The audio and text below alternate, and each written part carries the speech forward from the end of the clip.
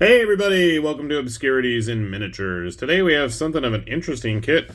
We've got Russian Infantry from Fireforge Games, and what's funny is this actually made its way onto the channel through all kinds of mysterious and obscure routes. Somebody was hoping to have seen these and was dismayed that they never showed up yet on this channel, so here they are, and thank you for that. We do get 25 plastic guys in here. So Fireforge's stuff, I've always liked it. It skews more historical. They do have their Forgotten Worlds, non-Capcom related fantasy lineup, of which they've slowly but surely trickled things out. And we should be seeing the dwarves any day now, I hope. But this is for the Russian infantry. They do have a Scandinavian set, I'm pretty sure. At least I'm pretty sure. Anyway. So one of the nice things about these is they do tend to have a lot of bits included for building them in a variety of styles. Let's take a look. Obviously, we've got plenty of bases included, as I was hoping to find. You know it's a Fireforge kit when you've got the extra spears included. Which has its pluses and minuses, I might add. So Fireforge's sprues tend to be pretty economically laid out. They may not be as jam-packed as like a Wargames Atlantic one where there's barely any space to stick your fingers between, but I feel like their kits tend to be pretty robust nonetheless. You do have enough bits for everybody in the sprue, so we have 5 bodies, 5 shields. I guess we only have 3 bows, so color me wrong in that regard, and then there are at least, what, 1, 2, 3, 4 hand weapons on there. Your axe, your sword, another axe, mace, and then spears for everybody, basically. Taking a closer look at the heads. So I like these heads. We've got, very Russian, early medieval style. I love these ones where they have the male covering their whole face and all you can see are just the little eye slits. Those are my favorites. Now, looking at the way they're designed, okay, they are a little hollowed out on the bottom. So if you've got other historical kits and you want to get kind of funky and interesting, I'm sure you could probably mount them because they have that little bit of a neck right there that you see on a lot of the other historical kits. Grieving Beast comes to mind in that regard. I think you could probably get away with making some fun and interesting conversions, especially I'd say their heads are quite unique, especially with the kind of peaked caps that I'm sure somebody, if I say the wrong thing, will pop up and let me know what I did wrong there. I'm assuming this is some kind of a face mask, but I don't see a face for it or a helmet for it necessarily. Interesting. I don't know where it's going to go then. Huh. So we only have 2 bows per sprue out and about, ready to be shot. We do have at least 3 quivers, 1 with the bow in it, and then 2 with the arrows. Shield designs are pretty nice.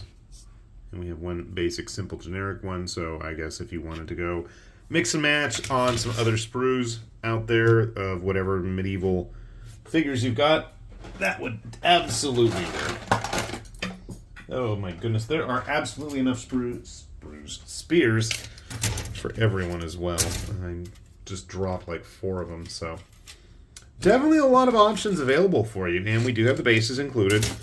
Obviously, since these are going to be more in line with traditional, historical kits, they're all going to be made to rank up. They are cut by Renedra, so you're at least getting good quality. And I am going to stop talking and build some up and see how they turn out. So, sit tight. Alright, we got a few of our Russians all put together here. Managed to get some glue on my fingers, as always. And I gotta say, it's a fun little set. You've got a lot of options in terms of what you want to build them with, but unfortunately, I feel like the options that you do have are kind of limited in posing. So, there's just this one sword arm Now, obviously, they all have the swords in the scabbard. If I really wanted to be productive, I would go ahead and snip it off. But I won't, because then it's going to look weird. But yeah, you've got like that one pose with the blade. You've got this one pose with the mace. This guy totally reminds me of the old Britain's figures, and I'm absolutely going to paint him in black armor with purple cloth and gold and bronze highlights. Totally reminds me of the old Black Knights for Britain's plastic line from the late 70s and 80s. Yeah, I didn't line the arms up very well on that figure. Sue me. What you gonna do?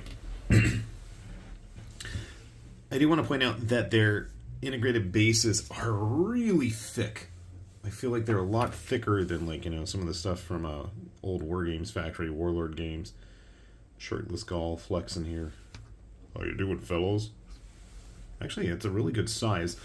I feel like the Russians are a bit more heroic scale than the old War Games Factory, now Warlord plastics. I don't know why you're going to use those, because these guys... that was an interesting thing. I was looking at what kind of other bits, because, you know, here's our main two close combat weapons, you know, accounted for, whereas we also have, you know, the guys with the axes, which lining up is always a pain. I hate doing this. It works. But then, you know, I started building some more, and it's almost the exact same pose. The only difference really is going to be the bodies and the heads, I feel. So I guess with this stuff, you can get a lot of flexibility and posability, you know, based on what parts you're using, as long as you kind of mix and match there before you end up with a bit of a repetition. But considering these guys are probably going to be in a larger block of an army, I mean, you could use them in a skirmish game. I probably will. But at least in terms of like a big block, it's not going to make a huge difference. And then again, I think if you're going to put them into a big block, you probably are going to want to go with the spears, right? I felt that there was a bit more options with the spears. And yeah, I know I'm going to go back and clean these up. I just want to get them cut off and ready. I just have them blue tacked onto the base. And thankfully the bodies, I think, are built in mind for that kind of gaming, you know, in big blocks, because I feel like the bodies are quite compact in the fact that, you know, you can goof around. There's very limited space in terms of posing these guys on a 20mm base. You know, I think you're going to have them banging into each other, and you're going to want to play around a little bit before, you know, moving on to finalizing everything, or just, you know, make a big mass base for them. Like I said, I feel like there's a few more poses available with the various arms. I put this guy in a larger base. They fit pretty well on these 25s I've got. But if you've watched me enough... Oh, then there's also the archers. The archers, I had a hard time being satisfied with a pose. It is what it is. I did build another one or two. They're not the most dynamic, and they're actually quite heavily armored for archers. And I'm sure somebody can come in here and tell me how it is back in the day, but, you know, if you're not going to be super picky about historical accuracy, I started goofing around, as I am often wont to do with these types of figures. This is a War Games Atlantic one. I mean, the scales work great. I think any of the modern... And I only say modern, I haven't tried everybody's yet, but I was messing around primarily with like War Games Atlantic, Victrix, North Star stuff from Frostgrave.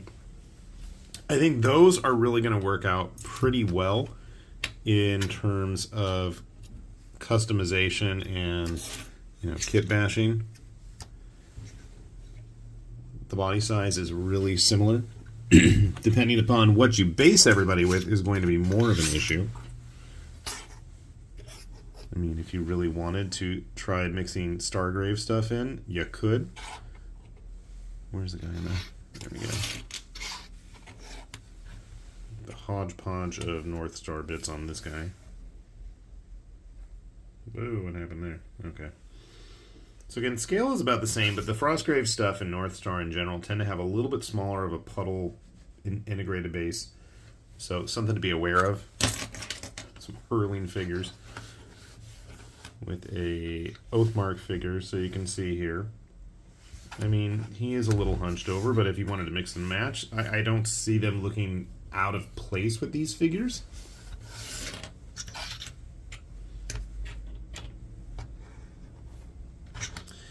Obviously, if you start really kit bashing, I think the identity of these figures, you know, that makes them look inherently Russian or just Slavic in general of that era, I think are those pointed helmets. And I think when you start taking the helmets away, it's going to result in a less unique look.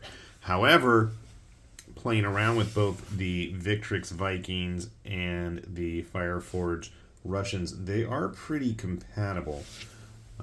Where is one? Okay, well, I was getting really funky and weird.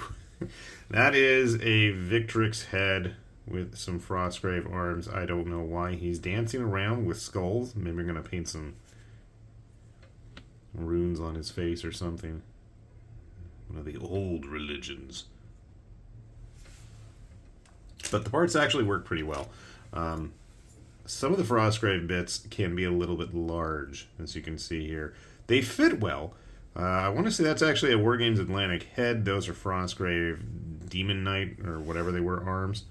The chainmail at least kind of meshes together, but on closer inspection, the links on the arms are a little bit bigger. And these demon arms look a little bit too long. I mean, they fit all right. They work all right, but...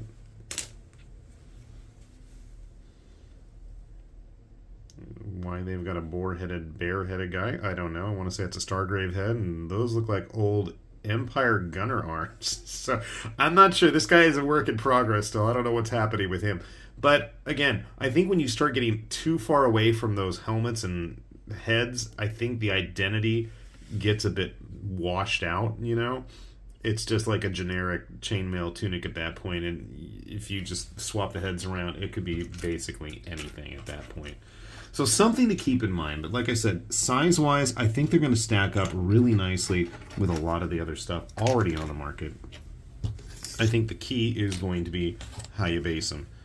Now, let me see if I can find a nice base to give him a little bit of a equal footing there. So, I mean, look, size-wise, they look pretty decent. If you wanted to use them in lieu of the Mantic Basilians, I think that would look pretty nice.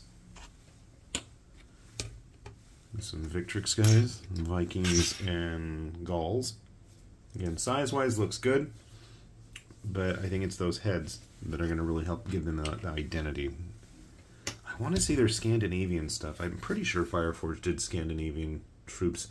The more I think about it, I don't know if I've ever actually built any of their infantry. I've built plenty and painted their cavalry stuff, but not much in the way of infantry. So this was kind of a first for me. I don't know why. Dwarves and halflings. Actually, those halflings are so big, they almost look like they can work with them. That's kind of crazy.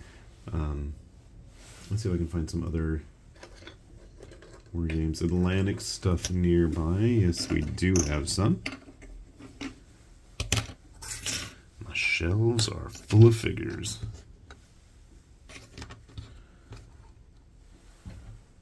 So you can see here, size-wise, looks pretty decent. I know they're a little bit out of each other's eras, the Dacian and the Russian. But, again, if you wanted to get funky mixing and matching parts, I do think there's a lot of stuff that's going to work really well with these guys, especially if you want kind of like a mid-range armor. You don't want them in heavy plate, you don't want them in leathers and cloth, but you want something in between. I think this is actually a pretty good kit for that. Fireforge's Teutonic Infantry is also a pretty good kit in terms of if you just want like a sheer generic one, because again, these guys, I think the heads are the key. I think that's really what's going to separate them from a lot of the other kits. Did I break this? And I just now realized. I was thinking a while back, Titanforge did these very Slavic-looking warriors, but I feel like they're just massive in comparison. Then again, I might have printed these at like 32 millimeter, whereas these definitely feel more like 25, 28. So, might be something to be aware of. But overall, fun kit, if just a little stiff in terms of options for posing. I feel like at least what you've got there definitely is going to work. If you don't mind a little bit of repetition in terms of poses, and if you've got access to a lot of fun bits, I feel like you can really get a lot out of this kit. But like I keep saying repeatedly over and over, I feel like the charm is definitely going to be in those heads to really get that aesthetic down correctly.